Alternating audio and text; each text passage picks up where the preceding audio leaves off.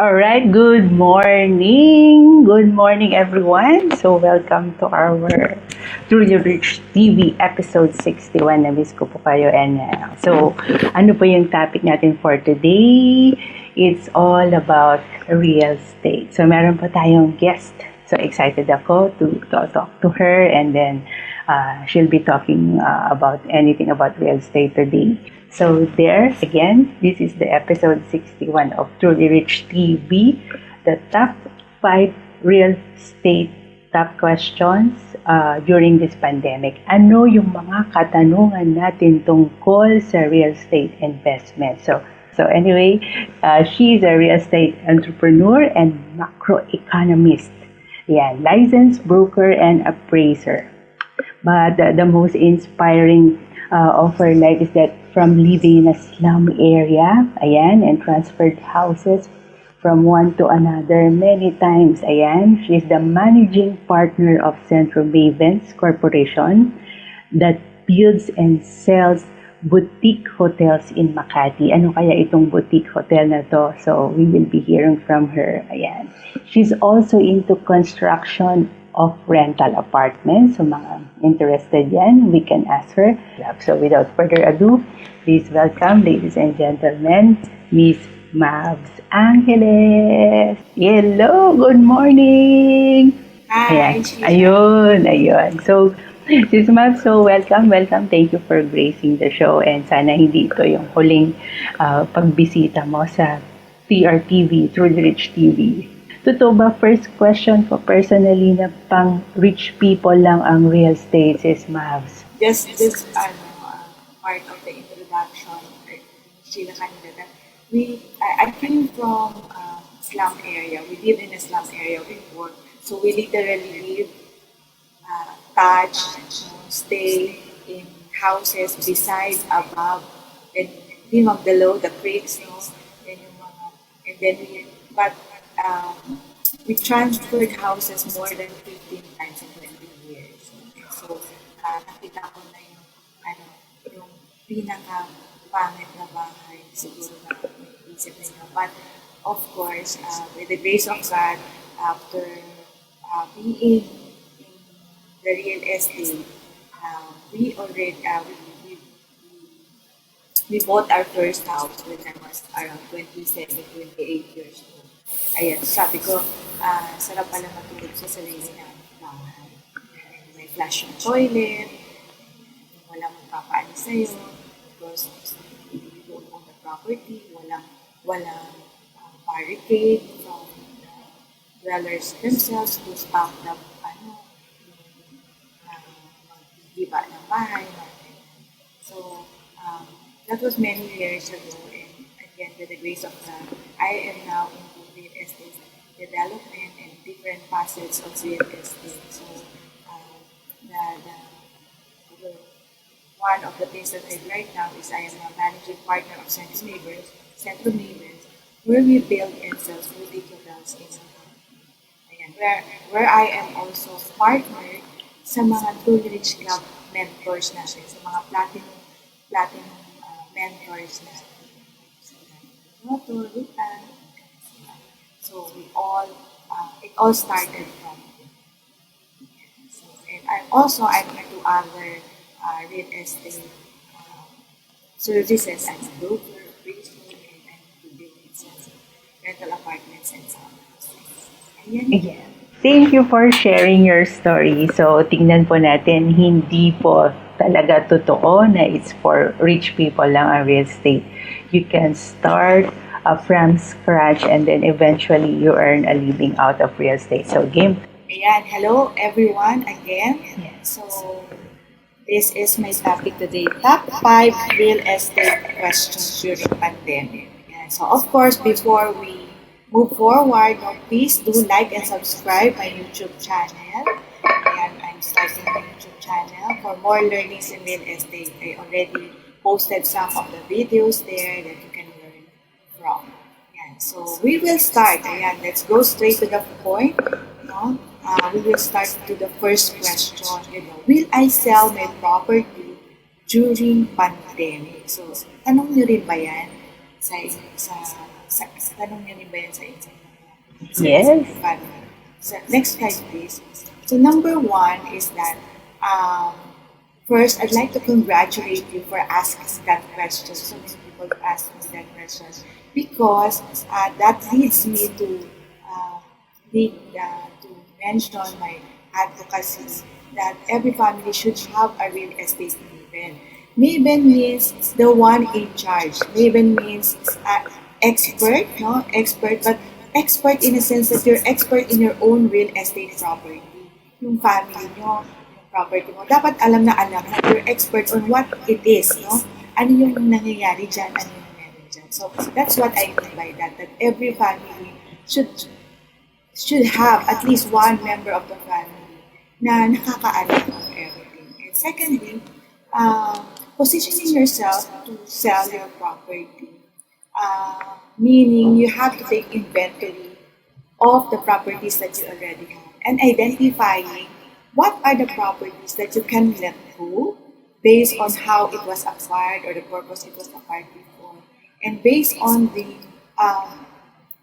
financial goals that you have, especially during pandemic. Do you have enough liquid cash to be in the position of not earning for at least 1 year, of not earning for at least 6 months? Are you ready for that? No? This pandemic allowed us to be in that position. Kumbaga para tayong biglang immediate early retirement. Some people stop their income. Some people tuloy-tuloy lang. But some people nabawasan. But this pandemic brought us to be in the positions to have that liquid cash. Kailangan ma-identify. So are we in that position that we are really in need to have that cash in the next 6 months to 1 year that naka-quarantine ka, wala ka. So if you answer that yes, no, and you have other ways to get income from, to get cash, to have that liquid cash in your bank accounts or in liquid assets. So yes, you have to sell the property. And you have to identify, of course, yung purpose nyo. Why are you selling that? Again, the purpose of selling is to get cash. Wala namang iba immediately. And then the cash that you're getting out of the property should be clear on you ano yung paggagamitin niya. Diba? So, what I'm saying is now, during pandemic, if it's a necessity for you to have that cash na on hand lang para you have at least 6 months or actually dapat 1 year na cash na wala kang income, mabubuhay ka or your family. Diba? So yes, if it's fitting to your financial goal of having liquid money for at least a year. And no, if you have other ways naman to have liquid cash. No, if it's giving you passive income or it's giving you enough income, at least you're earning at least 6% returns on that property. So why not sell? Because why sell?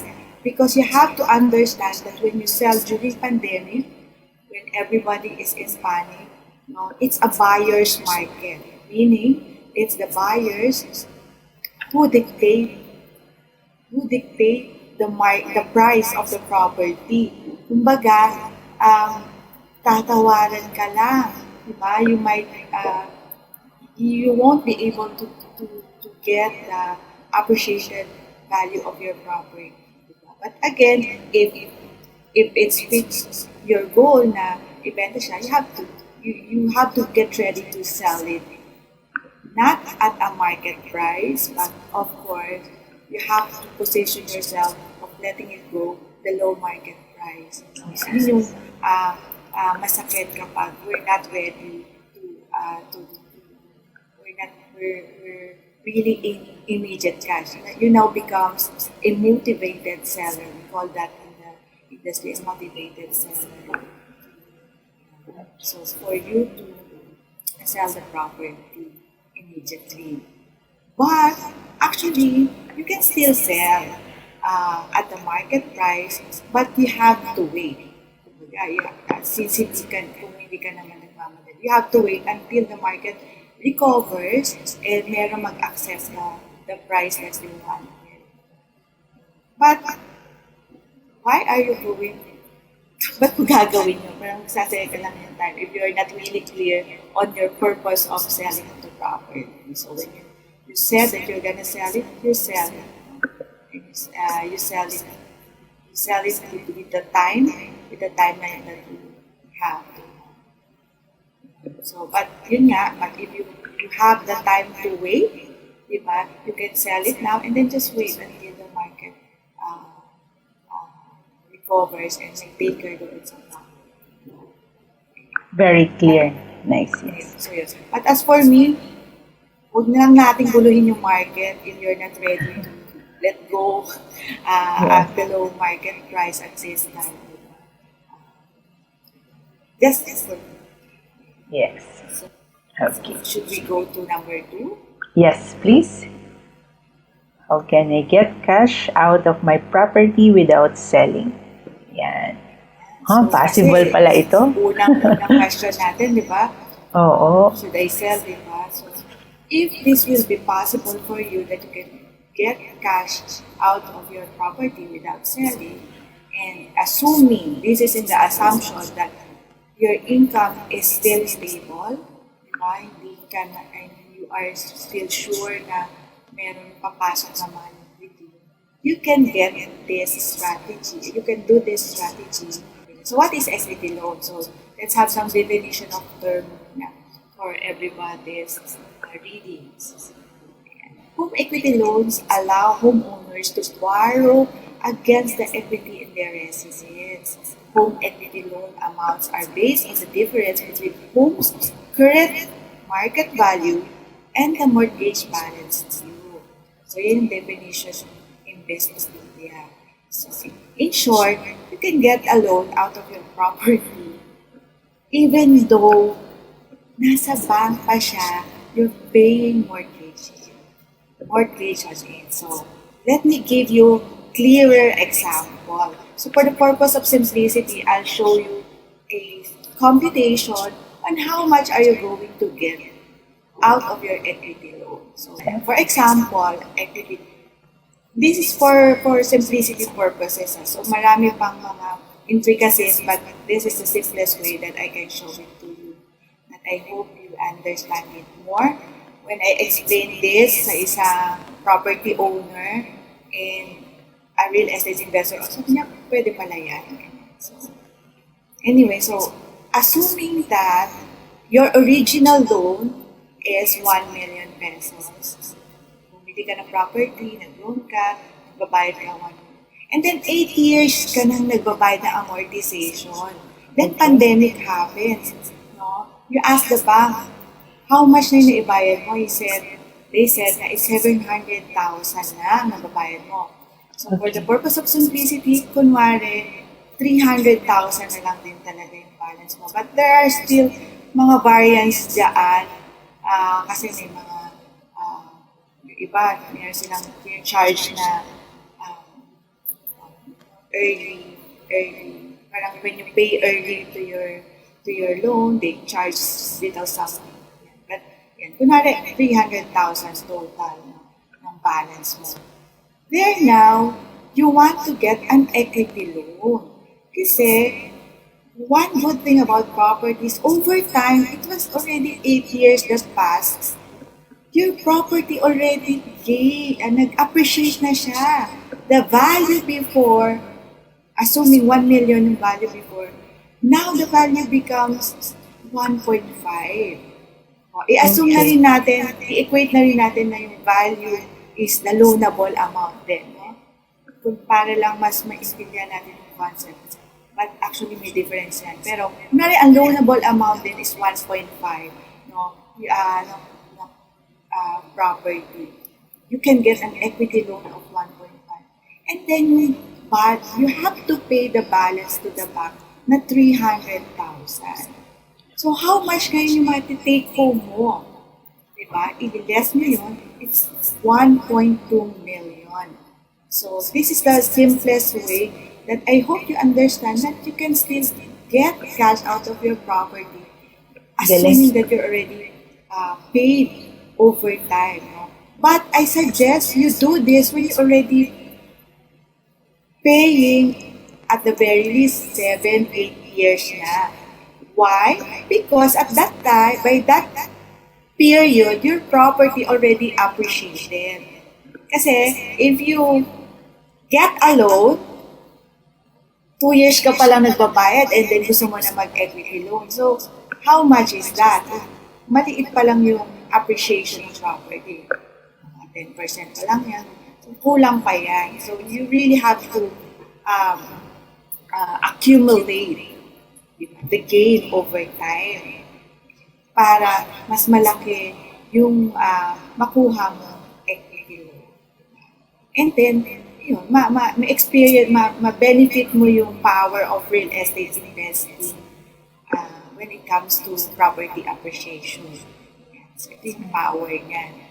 This money, you can use this as fund for buying another property. Yes, So, yun na magko-compound na yung ano mo, if you know the assets mo. Or you can use this money to extend your home and have a rental apartment. Ayan. Or you can use this money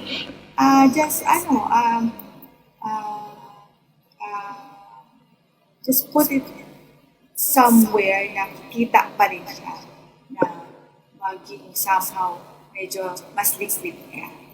Ayan. Or i-portion mo hatiin mo siya. Depende sa iyo. Depende sa purpose mo. But what I'm saying here, you can get cash out of your property, out of your home, even though without selling it. In the assumption that you have income to support the mortgage. Galing. Okay? Galing. So, we're learning so far, yes.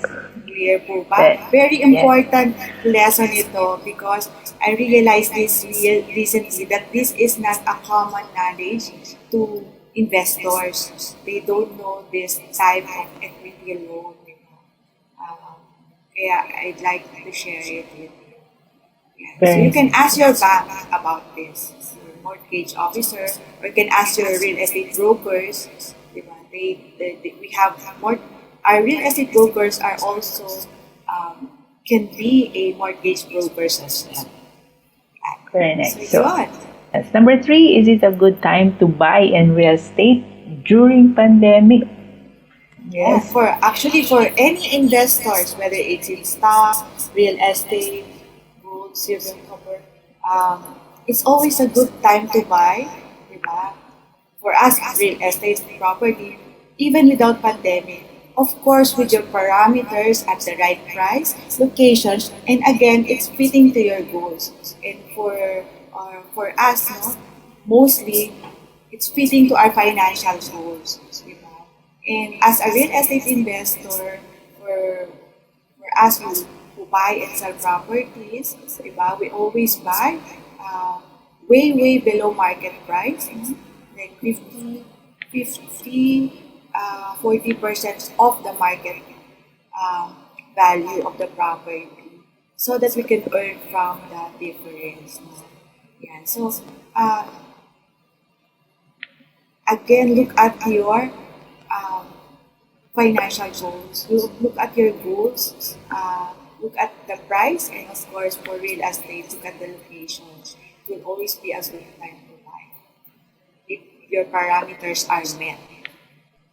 Surprisingly, there are a lot of buyers, real estate investors, who are waiting for the right property to buy as an investment.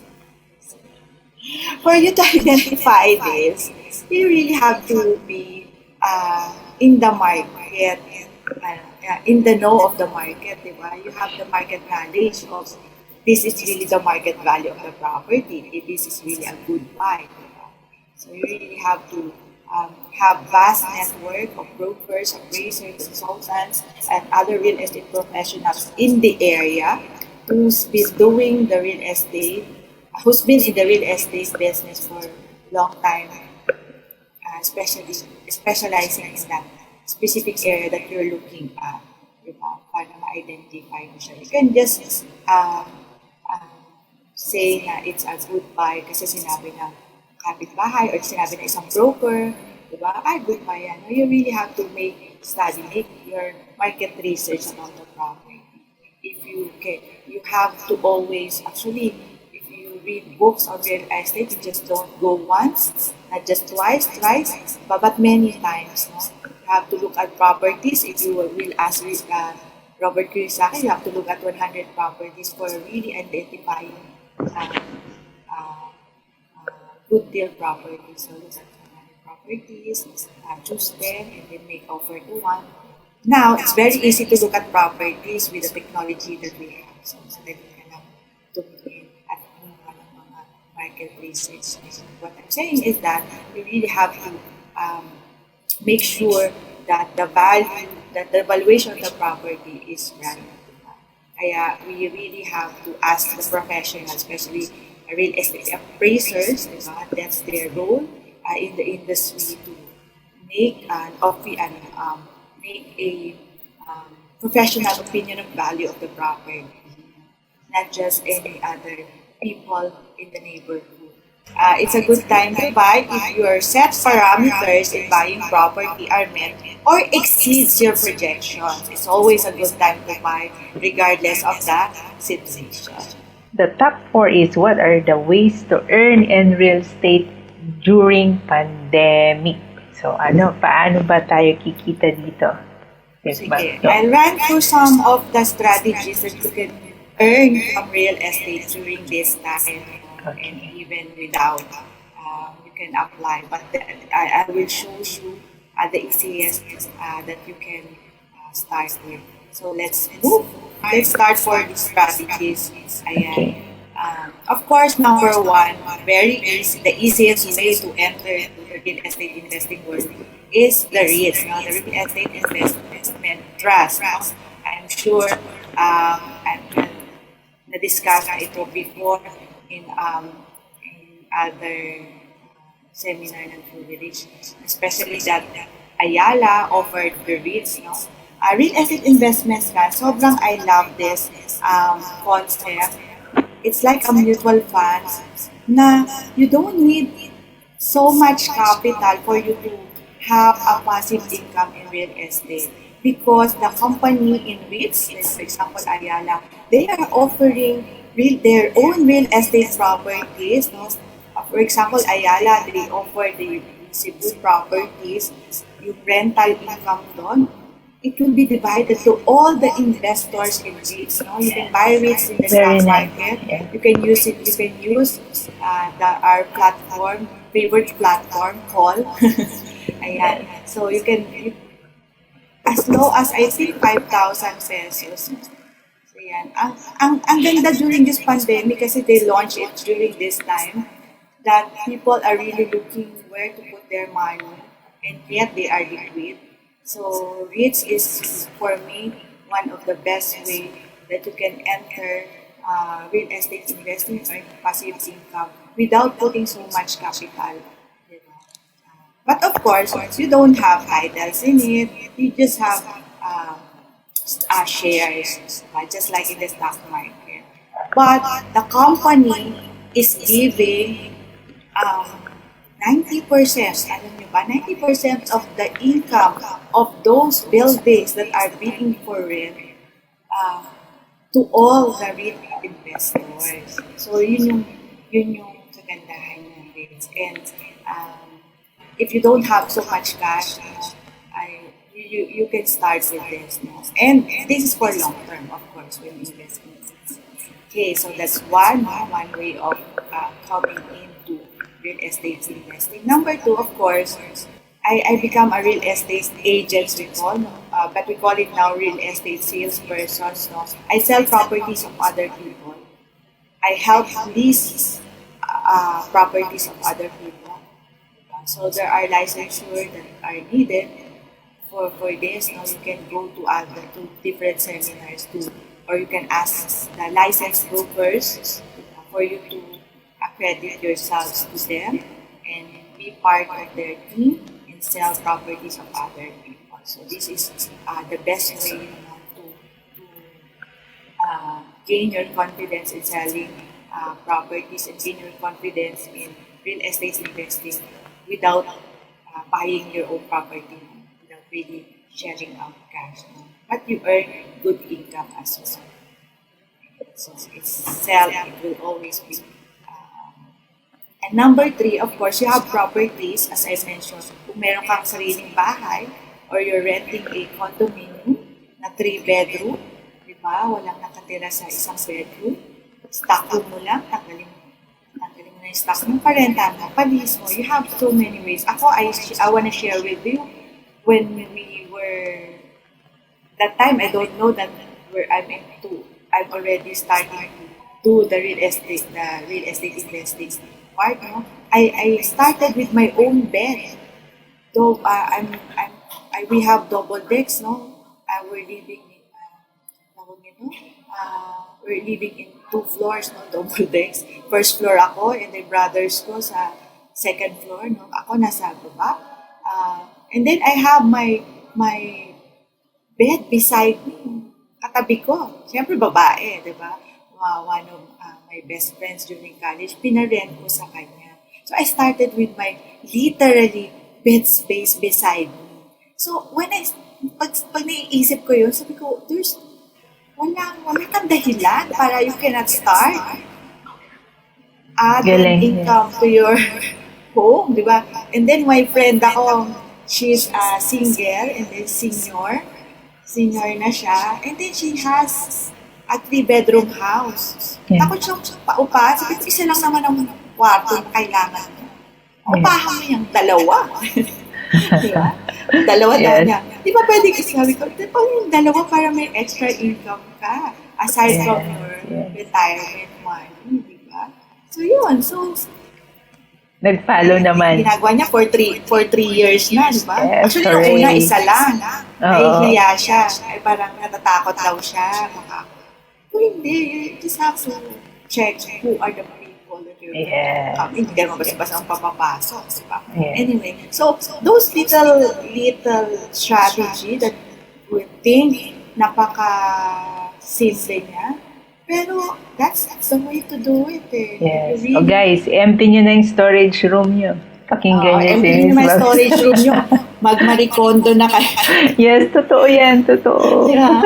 Ay, sayang. Mga parking spaces ninyo.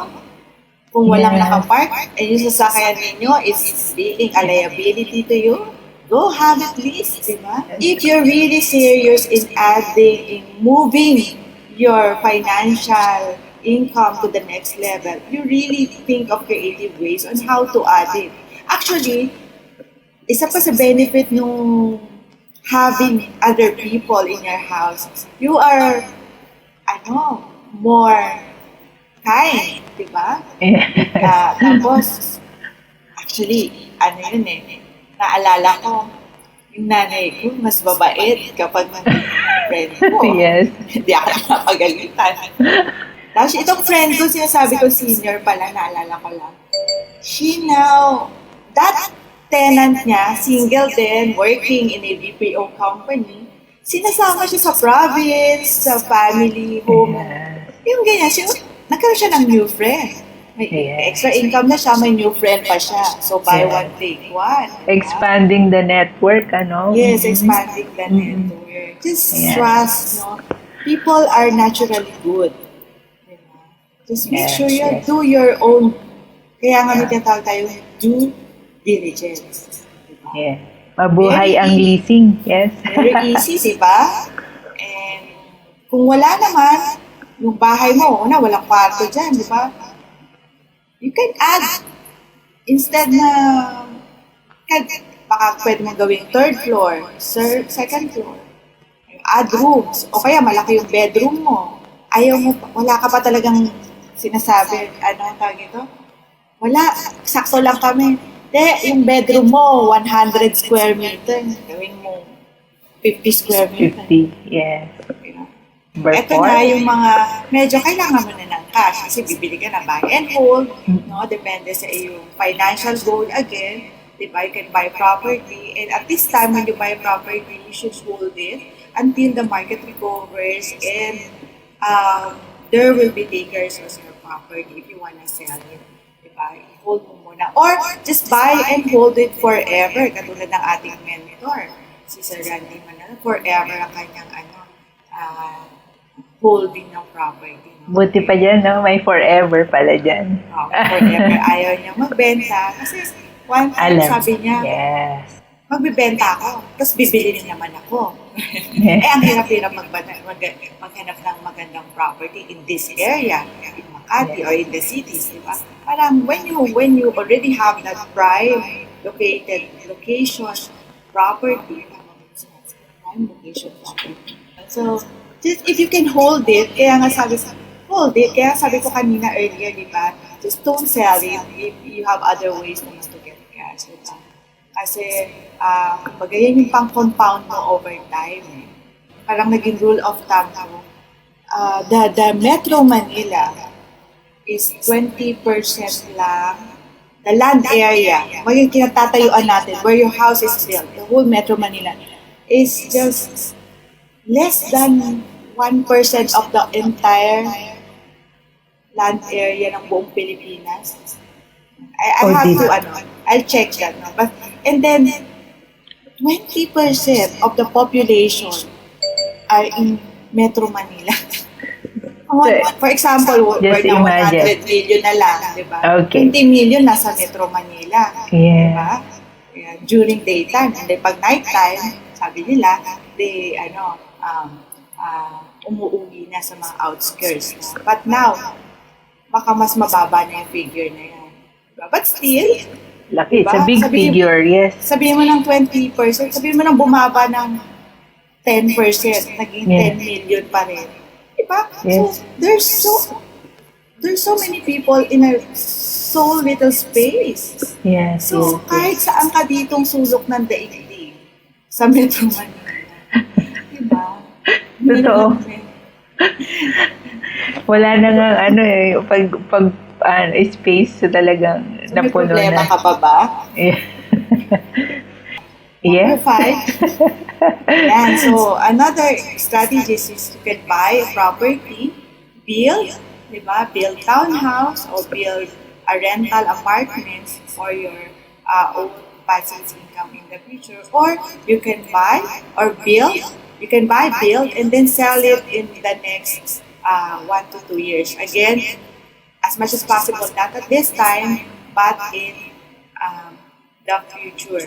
Number 6, very quick, rent to own. So this is, actually ngayon, medyo maraming nagtatanong nito of how to do this rent to own. It's basically a contract of lease with option to purchase. No, you will rent first the property, and then by the end of a certain period, you will have the right to buy the property using all the rents that you have paid. No? So, pwede ito sa mga properties na gusto mo talagang i-let go, and then you just want to have passive income. You just have to have passive income from that property. And then, ang maganda kasi dito, walang management yan kapag sira yung faucet, sira yung bubong. It's not in your anymore control anymore. Expenses. So, the tenant na siya, the tenant buyer na siya. But you have to make sure that you ask a lawyer to draft the contract for you para you will be both protected both sides. So, okay. So, yun yung at least mga strategies that you can do during this time. I hope that you pick up something. Yes. These 6 strategies. Dami nun. 6 types of how to earn. There are many more. Yes. Yan na muna. Nag-iisip na sila kung ano yung strategy na pupunan nila since Maves. Okay. 5. Is farmland a good investment during pandemic? sa lahat po, sa mga probinsya, ang lalaki ng lote. Listen up. Go ahead, sis Ma'am. So, go. Ano yung, ano natin dito? Yung farmland. Again, so Yes. let's go back to the basics of buying property. Okay. What's your purpose? Is it aligned to your financial goal or your other life goals? Diba? Of buying a farmland. Kasi now we are seeing um, many properties that are being sold as farmland. Diba? Although I must say, during this time, especially pandemic that we are all wearing masks, diba? Yung inhaling natural and fresh Yes. air, diba, is really a ano tawag nito, precious one. No? May premium talaga siya ngayon. That you Yes. have to go to the outskirts to really have that outskirts of Metro Manila to really have that fresh air. Diba? So, and then now during pandemic, we now see really and more appreciate what our elders say na health is wealth. That we always look at not just physical health, no, but emotional, mental health. So I think that's where this farmland um, selling is coming from right now. And if it's a good investment, it really depends on your purpose.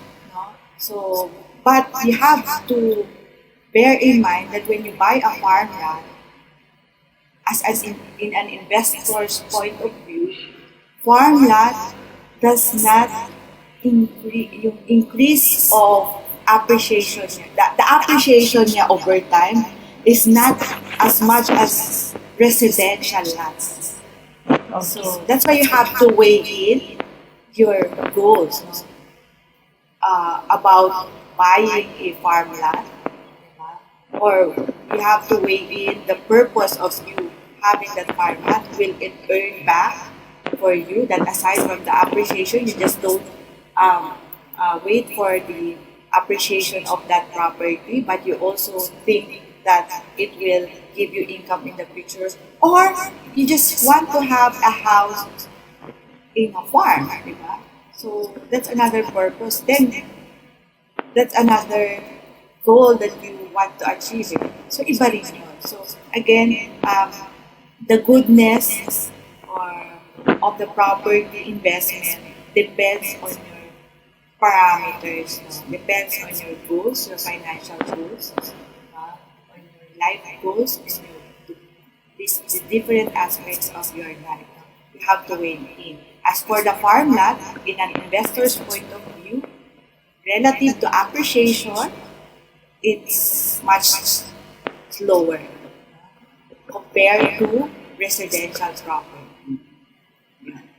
Yes. But as to your life goals of having healthy lifestyle, having healthy environment, because whether we like it or not, compared to Metro Manila, the carbon in our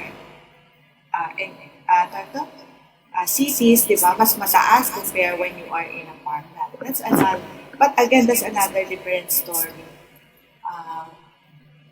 in investing. Di ba? That's another different goal naman. So you have to identify what you want to achieve in buying this farmland.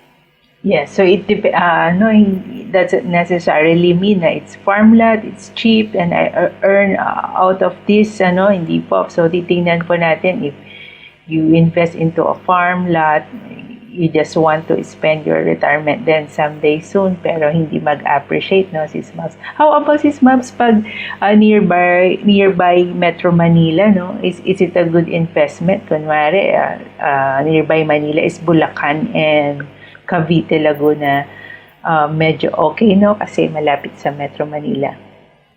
Now, the outskirts of Metro Manila, diba, yung Bulacan, Cavite, Laguna, Pampanga, there are so many developments in these places now. So we expect, number one, higher, mas mabilis yung transportation Yes. to the CCs, that it will eventually, of course, ma-experience natin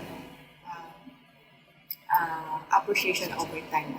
Yes. Uh, Convenient. All right. Please do subscribe to my YouTube channel para maka-reach ng 1,000. I think Ayan. May papapremyo po ba? Yung... Oo, Ayan. yung pang 1,000. And then sign up to my website, MyRealEstateMaven.com, so that you can be part of Yes. the email list. You know, if we have new updates and new Yes. videos, learnings. So they can they can reach you to at Maves at MyRealEstateMaven.com. Ang ganda po ng pangalan, Maves equal to Maven.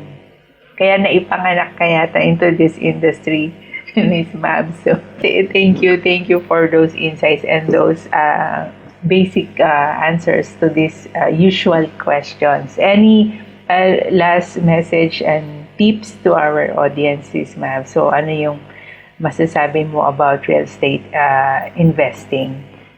Yeah, just before you making decisions during this time of pandemic, you always check on your goals, different goals in your different aspects of life. Yes. And then relative to properties, you have to make inventories of your properties, of what are you willing to let go and how are you going to earn from the properties that you already have. Because sometimes we always look for other properties, other people, investments, that we neglect to look at what we have, and we're not able to maximize the properties that's there. So again, I'd like to invite each and every one of you, become the real estate maven of your family, become the real estate expert of your own real estate property. Take charge because no one else will do. Yes. Yes, to quote you, each family should have a real estate maven, someone who will take care of real estate investment. So, yun, very important po ito na natitake for granted, Miss Bab. So, maybe this time, mag-alat na tayo ng time in looking after our family on our investment. So, lahat po yan. Pero marami tayong takeaways for today and too many to mention. Yes, thank you, Sis Mas, for all of this. Siguro in closing, before let me invite them doon sa Yes, go ahead. Platinum, Yes, because you're gonna learn a lot from the sessions. We have that monthly gathering where you're going to hear our mentors sharing their insights, keeping you updated on what's happening in the different industries, and somehow can share business insights or their own personal insights about your own situations up close. Ayan. So, yun po. Ulitin natin, TRC Platinum member ang ating guest for today. So, how is it so far? Miss Maves Angeles, ang pagiging member ng Platinum, TRC Platinum. Natuwa lang ako. Thank you kay Easy. Nakita ko ngayon. Easy. Okay. Nag-subscribe. Okay. Subscribe lang po. Okay. There. One of the things, major things that happened to me in becoming a Platinum member, diba? Platinum member of the Truly Rich Club is that I was able to partner with the people like Sir Randy Manaloto, Ruth Ann, and Mika Masuna, and form this corporation that builds lots of people. So we are really experts in our own industries or in our own niche in real estate, and then we formed this company, and we all met through the Platinum, and we've been there for the last 4 years or 5 years before Sir Randy handpicked us. So Sir Randy is our mentor in real estate. Before Sir Randy handpicked us to be together. So, and then, during this pandemic, we had that monthly session, or I think every 2 weeks pa nga before, that keep us updated of what's happening, giving us the full picture in the industry, what's happening in the world, in the different industries that we have, and asking directly questions to our mentors, up close, diba? And then they have different insights because they've been there in what you are experiencing, most of them, especially in business, no, na-experience na nila yan. So, don't, better to ask them directly the questions. Miss Maves Angeles, so thank you so much and God bless you. We will see you again. Bye everyone. Ingat po kayo.